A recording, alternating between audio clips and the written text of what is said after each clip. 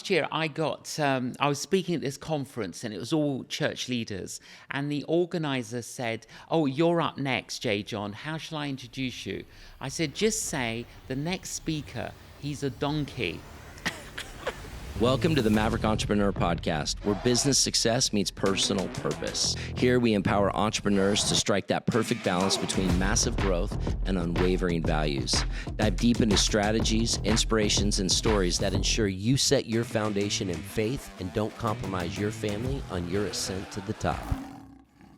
Hey everybody, welcome back for another episode of the Maverick Entrepreneur. With me today, we have one of my favorite people of all time, and I'm not just saying that. And this is the one and only, the Canon J John, all the way from across the pond. You might figure out as soon as you hear his accent, but I'm going to brag on you for a minute. Is that okay? Say hello so they can at least get that out of the way. Dr. Matt, it's a joy to be here. Thank you for having me on the program. I mean, if my accent was that cool, I'd be an evangelist too. I mean, I would just preach all the time. That is a gift. But yeah, actually, we have met. How long ago was the first time you ever came to our church? We think we met 15 years ago. No. Yes. Oh, gosh, you have not aged one bit. Come on, you were spring chickens when we met. I know, but now I'm like, you pass this tipping point where it doesn't matter what I do. But you, for some reason, maybe it's the water over there. Well, I said to you the other day, I'm not growing old. I'm older but growing. See, you got to say that again because they're going to be like having to rewind. You might as well just say that again. I'm not growing old. I'm older but growing. So I will say you came to our church. You have preached around the globe. I'll let you tell your story in a minute. And the reason why, mostly I'm on here talking about business and life and family and all these things. But I wanted to have you on the show because you are so unique. You love people so much. It's almost like you're in the people business. So this is still an entrepreneurial, look at things through the filter, the lens. But every time you've been over, I can't believe it's been 15 years. It has been amazing because I've been inspired by you, watching your life, watching you and your beautiful bride travel around the world. It's like I'm a little bit mini stalking you. You always send me videos. I'm not sure if you're sending me videos because you think I need more salvation or more Jesus. No, but you send me, I always send you videos because I'm trying to give you a faith lift. Yeah, oh man, I live for those videos. They're so great. But I always wonder. I'm like, I'll look at my wife and be like, I wonder if J John thinks I'm backsliding. So he sent me this. But no matter what, you're the funniest, greatest communicator of the gospel, and how you love people is phenomenal. And I just have fun hanging out with you. And every time you come, you always give me your latest book you've ever written. I was wondering, when do you find the time? How many books have you written? And where do you find the time? Okay, first of all, let's backtrack. Last year I was speaking at this conference and it was all church leaders. And the organizer said, "Oh, you're up next, J John. How shall I introduce you?" I said, "Just say the next speaker, he's a donkey." He said, No, I can't say that. I said, "That's what I want you to say." And he's like really reluctant. Anyway, he gets up on stage. He goes, "Well, the next speaker, he told me to say he's a donkey. So please welcome J John." So I walked onto the stage and there's hundreds and hundreds of church leaders. And I said, "Well, when Jesus rode into Jerusalem on a donkey, the donkey thought it was all about him. He was so excited because the donkey had never been out before. This was his first outing. He couldn't believe that the whole world loved him. And in fact, they didn't want him to get his feet dirty, so they laid down all their clothes so that he would walk on their clothes. But we all know what happened to the donkey when he got to Jerusalem. Uh-oh, what? You never ever heard of him again. Listen, Matt, we're just donkeys carrying Jesus, the Alpha and the Omega. Well, I love it. What a privilege. What a privilege. And you make it You tell the best stories, and I definitely want you to tell some stories. But this is your latest book right here, Celebrating Christmas. Tell me about this book before we dive into some really epic truths, because I have some interesting things. Like I want to role play with you. Absolutely. Some scenarios. Let's do it. Where I felt like I laid an egg. Let's lay some eggs. No, I don't want to lay any more eggs. But tell me about this latest book, Celebrating Christmas. I love Christmas. Absolutely. I know you got your Christmas shirt on. I love it. I love the season of Christmas. I think there's great receptivity from unchurched people around Christmas time. And so I wrote this book, which explains all the traditions and the tales and the truths that surround the Christmas season. And hopefully it's a good book to give to someone who's not part of the church, because it may create curiosity and conversation. And I think that's what we're trying to do, Dr. Matt. We're trying to create curiosity and conversation. Yeah. And that's what I hope with my books. Oh, your books are amazing. I got a couple down here. I'm going to grab it. All right. Let me get this back up here. Yeah. This one right here, Heroes of the Faith. First of all, your Christmas book, I gave it to my mother-in-law on her birthday, which was Sunday. You know the first thing she said? I heard you're interviewing him. I'm going to give it back to you so you can get it signed. I was like, listen. I would love to sign it. I know. You know, I knew you'd say that, but I tried telling her, I'm not going to ask. I watch him. I know he'd love to sign it. So I'm like, I will. Fine. Get it signed for you. So I'm trying to get favor with my mother-in-law. But this one right here, Heroes of the Faith. This was part one. This is the first one you gave me. This book was amazing. I got one from my dad. I sent it to my mom. This was incredible. Then you came up with Heroes of the Faith Part 2. Tell me about this one, because I think this is so fascinating. Well, I was writing an article for our kind of community that are on our mailing list. And I was trying to inspire them and trying to encourage them.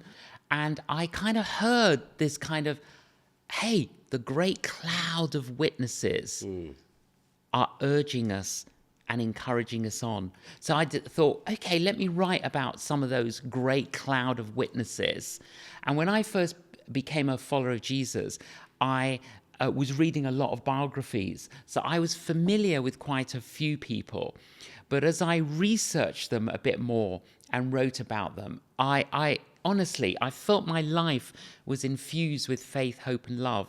So I just kept doing one a week, every week. Wow. And how many did you get? 160. 160. Yeah. Are there 80 in each book? No, there's 50 in one book, 60 in another book. So maybe volume 3 sometime. But again, these are stories of different men and women from different cultures, different countries, just retelling their stories of faith, of perseverance.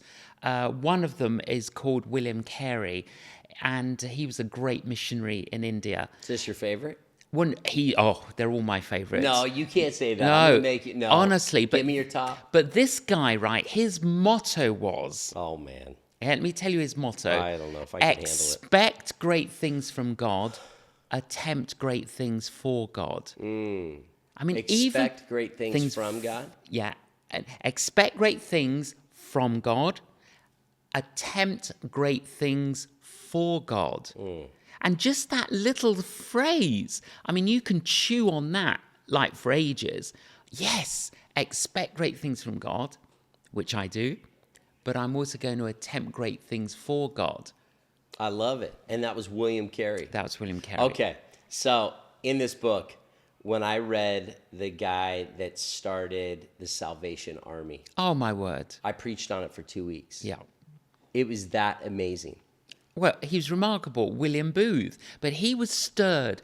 I think, by two things. By passion for Christ and compassion for people. And to see what he did. Yeah. It just made me realize. So this reminds me of way back when I first got really on fire for Christ. It was back in about 2006. Pastor Jurgen turned me on to a book called God's Generals. Yes. I read that book. It did something to me. I was just reading about a plumber. I was reading about, John G. Lake. I was reading about Wigglesworth. I was reading about all these greats and how bold they were. I'm like, oh my God. And the very end of the book, it said, will you be, one of God's generals in the future? Because this was it. This was like all these people that were God's generals have now passed away. Absolutely. It's pretty much saying who's next. I was it really is. Do you know, one of my really good friends, he's called Dr. R.T. Kendall, and he's an amazing Bible teacher. He said, am I in the book? I said, no, you're not in the book. He says, why am I not in the book? I said, you got to be in heaven. Oh, man. But when you think about it, Dr. Matt, we've got this great cloud of witnesses.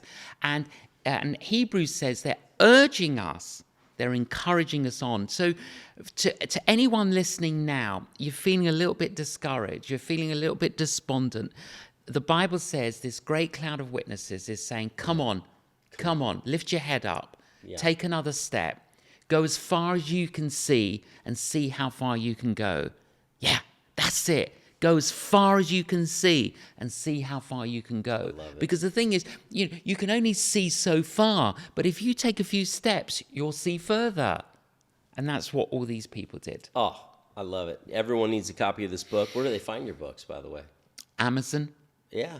And by the way, for those that speak proper English, that was Amazon. But listen, one thing that always impressed me is how crazy bold you were. Tell everybody about the story that God told you to throw an event at, what was that huge soccer stadium? Was that in London? It was in London. You got to tell the story because that couldn't have been cheap. And God, you just did it you were praying, you felt a nudge to do it. Because I don't care if you're an entrepreneur, you're a pastor, you're whoever on here. When you got to go for stuff, you got to go all in. And what's always just impressed me was your boldness of faith to believe and trust and take a step of faith. But that's the thing, Dr. Matt.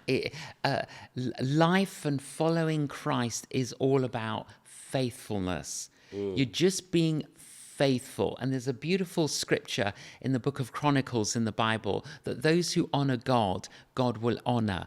I mean, wow, just pause and think about that. If I honor God, the creator of the entire universe is going to honor me. Oh, my word. It's like that really inspires you.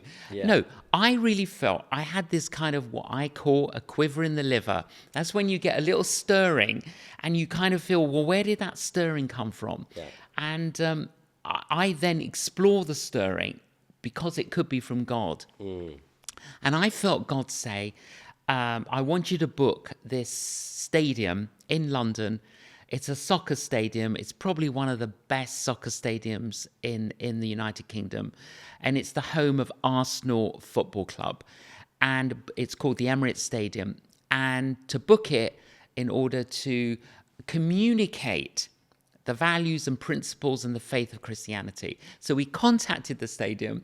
They said, what do you want to do? We told them. They said, no, we're not going to rent it to you.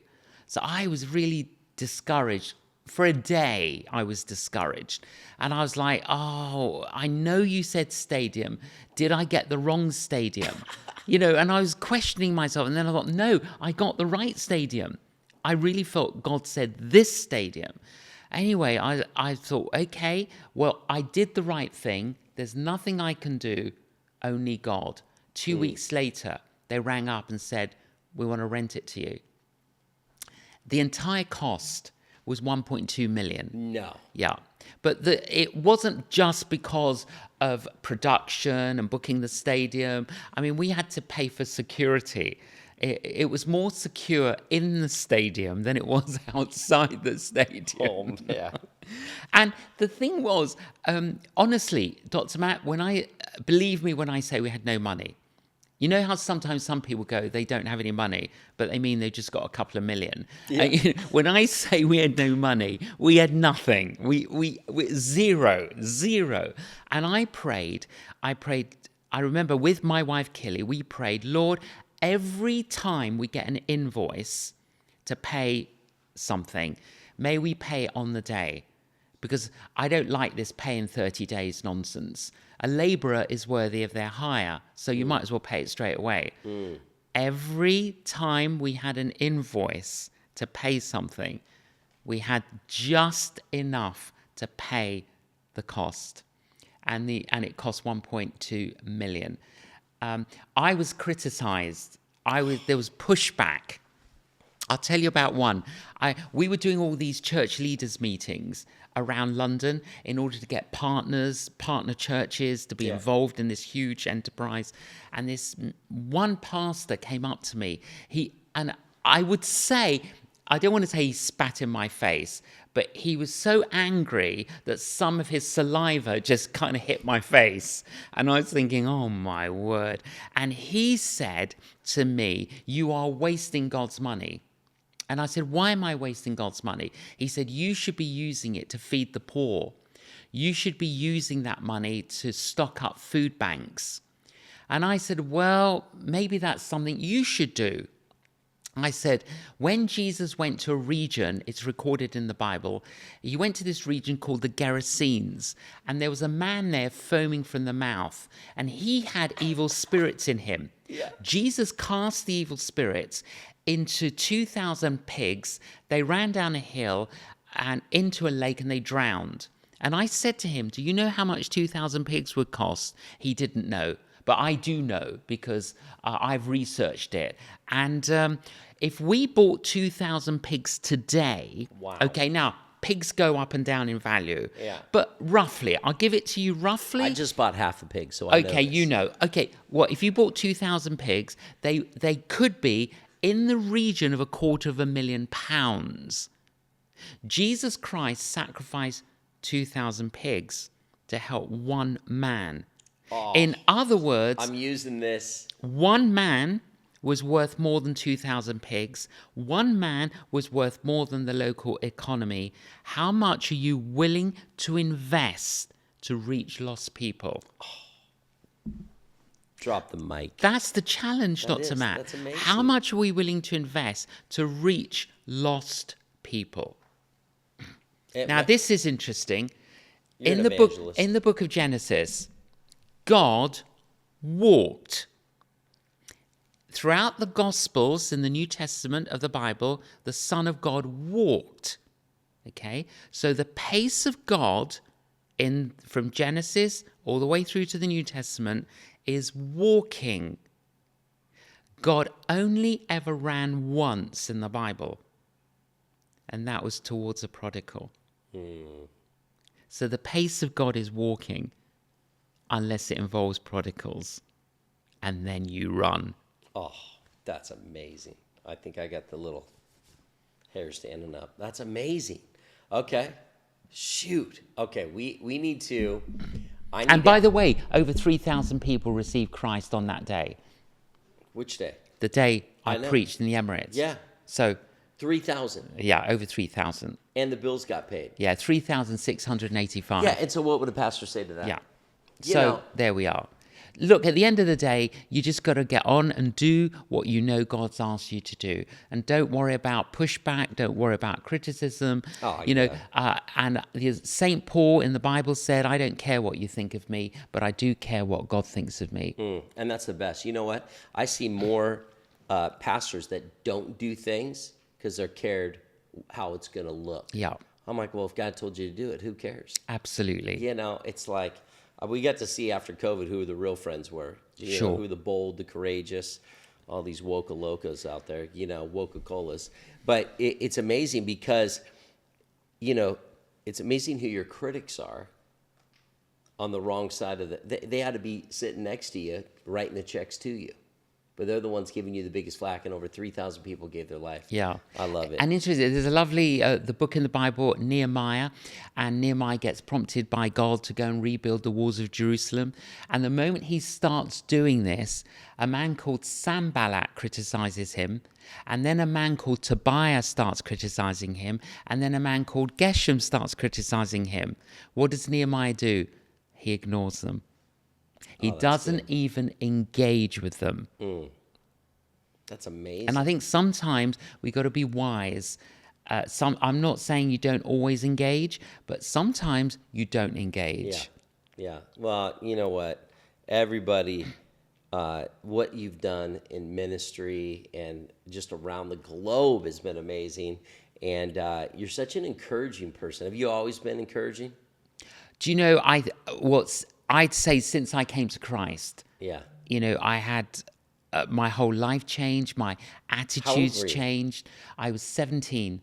My attitudes, my actions, my beliefs, my behavior, they all changed. Do you know, the day after I received Christ, where I used to live and where I went to college was about 1 mile. And I was walking to college. This is the day after I received Christ. And I saw a homeless man. And I said to him, "Oh, have you had breakfast?" He said, "No." I said, "I'll take you for breakfast." So I took him for breakfast and I said, "Where do you hang out?" He says, "You know where you met me? That's where I hang out." I said, "No, where do you normally hang out?" He goes, "You know where you met me? That's where I hang out. I hang out there in the morning, then I go to the park, and then I go to the library." And I thought, is he telling me the truth? Is he telling me the truth? Because if he's telling me the truth, Monday to Friday, September, October, November, December, January, February, I walked past him and I never saw him. My first day as a Christian. No. And I see homeless people. Oh. I had never spoken to a homeless person in my life.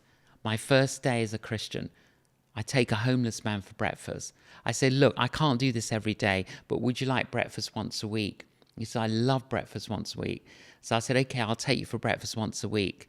And he said, "Can I bring my friends?" I was like, "What do you mean you got friends?" And we decided he could bring 3 friends. And I said, "Well, here's the deal." I said, "You all get breakfast, but then you've got to listen to me teach you the Bible." That was my first day as a Christian. No. Yeah, seriously. I started breakfast club for homeless people. Breakfast club for homeless people. How long did that go on for? Oh, went throughout until I finished the academic year. Really? So I did, I did it February, March, April, May, June.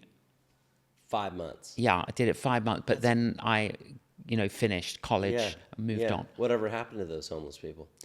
Do you know, well, we sowed some good seed into their lives and we just loved them. And the strange thing was I didn't know very much. I really didn't know much. But that's the thing. Don't worry about what you don't know.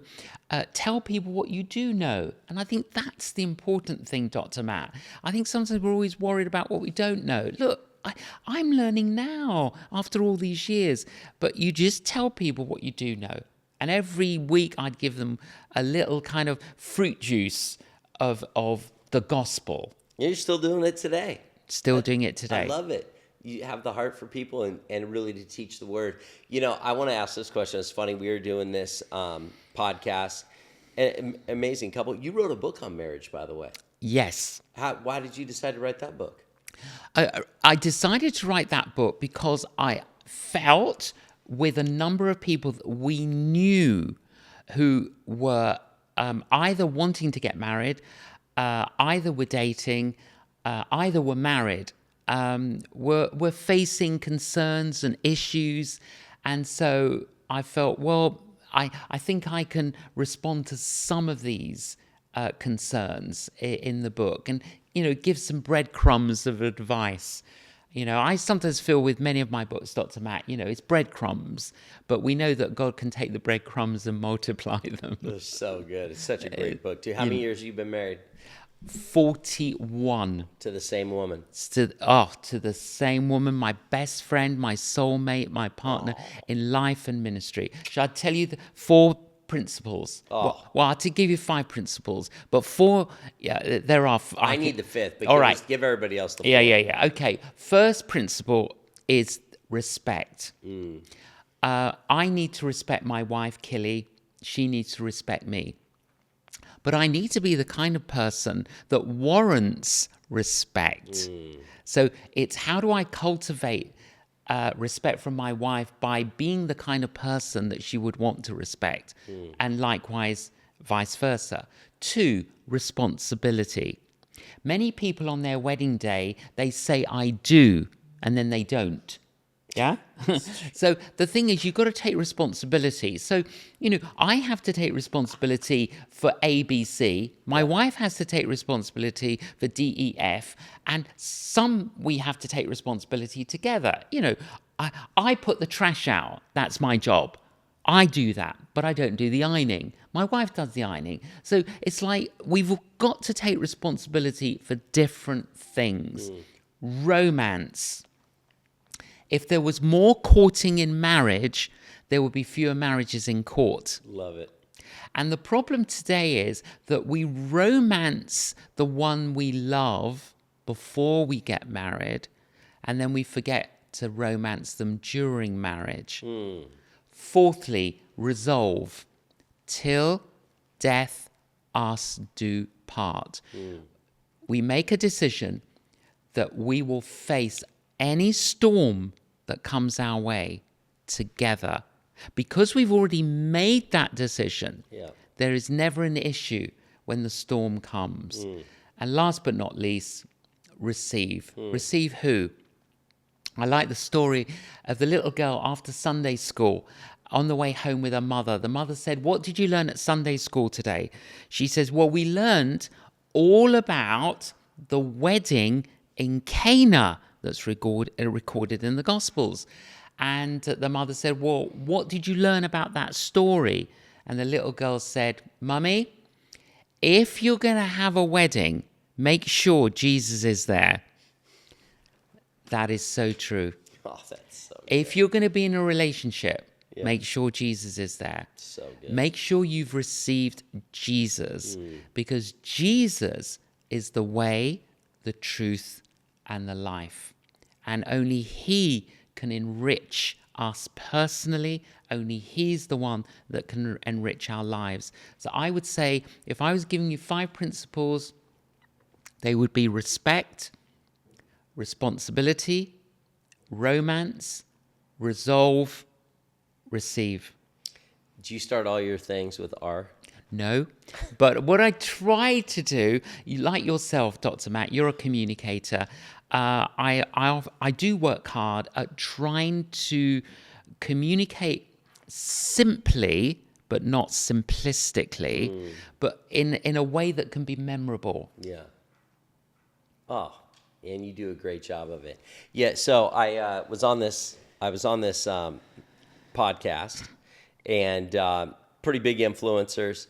And it was amazing. The husband had just recently come to Christ. His daughter got baptized, and that kind of sparked this thing in him. And, I wouldn't say, I wouldn't know, but his wife was very interested in the Jesus thing, but hadn't fully, I would say, put Jesus in the box. Very spiritual people, very, enlightened people on the journey, if you will. And we love them. They're great. And they have a marriage podcast. And he's been a huge influencer, taken men through his program. 65,000 men have gone through his warrior program.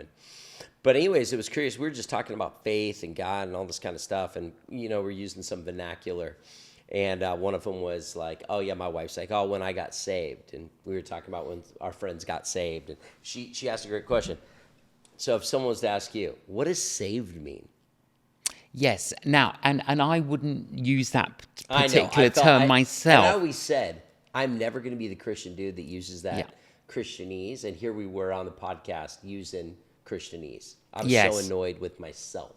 No, and I think the thing is, it's okay to use those terms, but always explain them.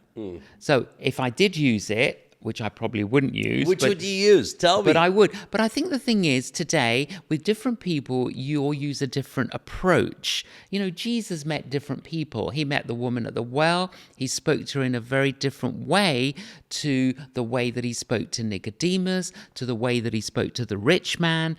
So sometimes you have to change the way that you approach things. I mean, let's take, for example, John chapter 4.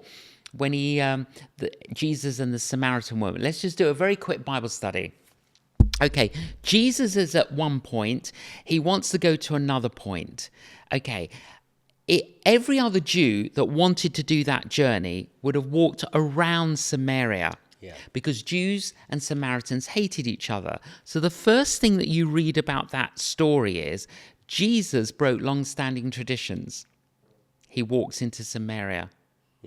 I think sometimes, Dr. Matt, our traditions hinder rather than help. He sits at a well, a woman comes. Okay, what was the difference between the woman and Jesus? Okay, she's living in adultery, he's the high priest. Okay, we've got a moral barrier. She's a woman, he's a man. We've got a social barrier. She's a Samaritan, he's Jewish. We have a racial barrier. She's a Samaritan, he's Jewish. We have a religious barrier. Got 4 barriers now. Moral, social, racial, religious. Wow. So how does Jesus connect with the woman? He focuses on what they have in common. They only have one thing in common. H2O. She wants water, he wants water. So that's what he talks about, water. Let's talk about water. What kind of water do you like? Oh, I love water. Oh, my word. Don't you love water? What kind of water have you got? Oh, he goes, I know about a different type of water, and if you drink this other type of water, you won't be thirsty. She's like, what do you mean? Well, this other water, it's going to quench your thirst. What do you mean? So then he unpacks that for her. She addresses Jesus on 4 occasions in that story. The first time she addresses Jesus, she says Jew, but it's worse than that. It's more like this, Jew. Second time she addresses Jesus, Sir. Third time she addresses Jesus, Prophet. 4th time she addresses Jesus, Messiah. Wow. Drops her pots, goes and gets the neighbors. They all come. Samaritan revival begins. How? Jesus went out of his way, broke long-standing traditions, spoke to one woman, ignited the Samaritan revival. So I think the way we communicate, are we building bridges? Are we connecting with the particular person that we're talking to? So, I would use, phrases like, are you a follower of Christ? Have you connected with Christ? Have you, and I would help people engage with Christ from where they are. That is brilliant. Who's your favorite? Do you like going after the agnostic, the atheist, the backslidden Christian? Like, where do you feel like your sweet spot? Well, the thing is this. Look, Dr. Matt, we are carriers of the presence of God, aren't we? So wherever we go, we carry the presence of God.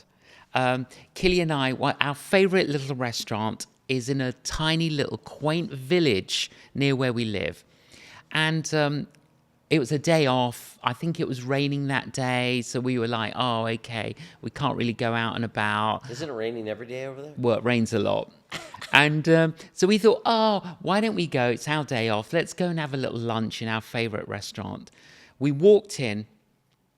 The owner, who's also the chef, came out and he said, I was so pleased to see that the two of you were booked here today. Because, and this is what he said, because when you come into my restaurant, you bring in an aura. Now, of course, he didn't have Christian vocabulary. Yeah. And then I said, well, every time we come to your restaurant, we always pray for you and your wife and your business. And you could see a tear in his eye. Anyway, we're having our lunch. And I said to Killy, hey, they're closed on a Sunday. Why don't we invite him and his wife for Sunday lunch? So I called him over and I said, hey, you're closed on a Sunday. Would you and your wife like to come for Sunday lunch? And he starts crying. He says, in 17 years owning this restaurant, no one has ever invited us for Sunday lunch. Oh, man. And he said, we would love to come. So they come for Sunday lunch. At the end of the lunch, they said, please, can you come to our house for lunch. And I said, no, please. I said, you don't need to reciprocate. And they're like, what do you mean? We like you.